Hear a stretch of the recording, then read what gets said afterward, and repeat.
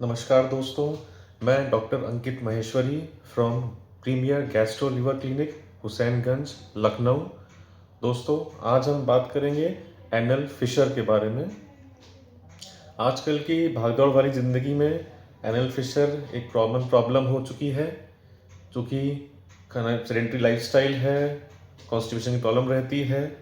तो इस हालत में एनल फिशर की प्रॉब्लम पाई जाती है, जिसमें मोशन के रास्ते में मोशन करते समय आपको पेन महसूस होगा, काफ़ी तेज़ दर्द होता है और खून भी आ सकता है। तो बात करें एनल फिशर होता क्या चीज़ है। तो बेसिकली एनल फिशर एक अल्सर है जो हमारे लैट्रिन के रास्ते में बन जाता है। बिकॉज लैट्रिन जब टाइट होगी, हम जोर लगाएंगे तो वहाँ की जो त्वचा होती है वो कट जाती है, तो उसमें घाव बन जाता है। उस अल्सर को बोलते हैं एनल फिशर।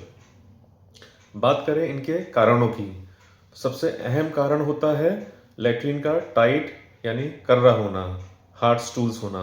अगर आपको अक्सर मोशन टाइट होता है, आपके पास जोर लगाना पड़ता है यानी कि स्ट्रेनिंग करनी पड़ती है, तो एनल फिशर की प्रॉब्लम हो सकती है। यदि आप टॉयलेट करने में बहुत टाइम लगाते हैं, बहुत देर तक टॉयलेट में बैठे रहते हैं, जोर लगाते रहते हैं, तो ये प्रॉब्लम आपको आ सकती है।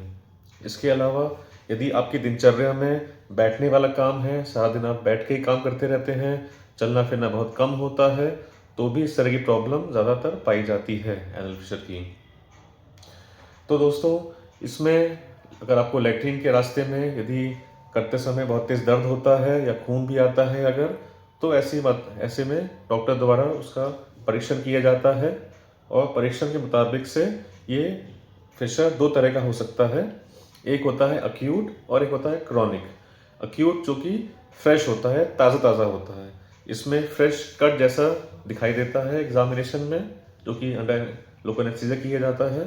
तो उसमें आपको एक फ्रेश कट दिखेगा, एक फ्रेश अल्सर दिखेगा, जिसकी वजह से आपको पेन हो रहा है और उसमें ब्लीडिंग हो सकती है। दूसरे तरह का टाइप होता है क्रॉनिक। यदि आपको 2 से 3 महीने हो गए हैं इस तरह के फिशर अल्सर को होते हुए, तो फिर ये काफ़ी गहरा चोट जैसा हो जाता है, जो कि डार्क कलर का होता है, ओपन वूंड जैसा होता है, और इसके चारों तरफ मांस भी बड़ा हुआ पाया जाता है।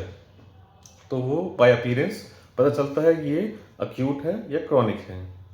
बात करें इसकी पोजीशन की, तो एग्जामिनेशन अगर वहाँ हम देखेंगे, उसका निरीक्षण करेंगे, तो नॉर्मली ये दो पोजीशन में पाया जाता है, गुदद्वार में ऊपर की तरफ और नीचे की तरफ, जिसको कि हम 6 o'clock एंड 12 o'clock पोजीशन बोलते हैं। तो नॉर्मली इन दो पोजीशन में पाया जाता है। तो इसके कारण जनरली कॉन्स्टिपेशन यानी कि हार्ड स्टूल की वजह से इसका कारण मिलता है। यदि इसके अलावा वो किसी अलग पोजीशन में पाया जा रहा है यानी कि लेटरल पोजीशन में पाया जाता है, तो इसके भिन्न भिन्न कारण होते हैं। इसमें से एक IBD यानी कि इन्फ्लेमेटरी बाउल डिजीज नाम की बीमारी भी होती है। अब बात करें कि आमतौर पे हमें इसके अलावा कोई जांच की ज़रूरत नहीं पड़ती है, इसी चीज़ से डायग्नोसिस बन जाता है। लेकिन कुछ केसेस में हमको सिग्माइडोस्कोपी या कोलोनोस्कोपी, इसमें कि एक पतली दूरबीन जिसमें कि आगे कैमरा लगा होता है, फाइबर ऑप्टिक की मशीन होती है, उससे हमको अंदर आंतों की जांच करनी पड़ती है। खास करके उन लोगों में जिनकी उम्र 50 साल से ज़्यादा है, इन्हें क्रॉनिक फिशर की प्रॉब्लम है। यदि उसकी पोजीशन लैटरल साइड में है यानी कि अनकॉमन पोजीशन में अगर पाया जा रहा है फिशर।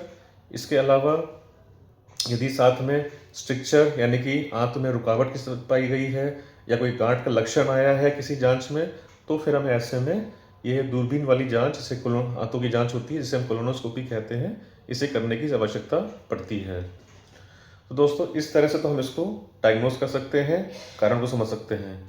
अब यदि बात करें इसके इलाज की, तो इलाज में सबसे पहले तो हमें कुछ कंजर्वेटिव ट्रीटमेंट और होम ट्रीटमेंट ज़रूरत पड़ती है, जिसमें सबसे मेन है कि हमारा मोशन हार्ड नहीं होना चाहिए। हमें अपने मोशन को सॉफ्ट रखना है।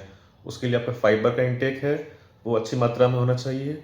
आमतौर में स्टडीज़ में देखा गया है कि इंडियन सेटिंग में 20 से 30 ग्राम का फाइबर इंटेक यदि आपका है, तो वो पर्याप्त मात्रा में आपको फाइबर मिल रहा है। तो इसके लिए हरी सब्जियाँ, सलाद, अंकुरित अनाज, चना, मूंग, इन सब का सेवन ज़रूर, छिलके वाली दाल, ये सब ज़रूर करना चाहिए। इसके अलावा दिनचर्या में एक्सरसाइज, वॉकिंग, ये सब बहुत महत्वपूर्ण है। पानी का इंटेक मौसम के हिसाब से अच्छी मात्रा में होना चाहिए। इसके अलावा मैदा, बादी, चिकनाई की मात्रा खाने में वसा कम होना चाहिए। इसके अलावा बात करें मेडिसिन्स की, तो सबसे पहले तो बात करेंगे स्टूल सॉफ्टनर यानी कि लैक्सेटिव्स की, जिससे कि हम अपने मोशन को टाइट होने से रोक सकते हैं, मोशन सॉफ्ट हो और आराम से पास आउट हो जाए।